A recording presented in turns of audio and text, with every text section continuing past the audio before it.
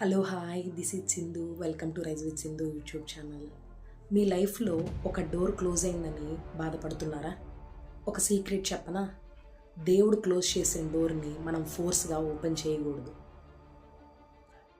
కొన్ని relationships end అవుతాయి, కొన్ని జాబ్స్ మిస్ అవుతాయి, కొన్ని ఆపర్చునిటీస్ మన చేతిలో నుంచి వెళ్ళిపోతాయి.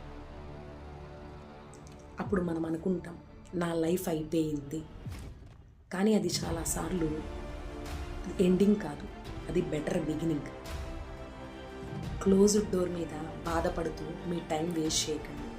మీ ముందు ఉన్న ఓపెన్ అవ్వబోయే న్యూ డోర్ కోసం ప్రిపేర్ అవ్వండి.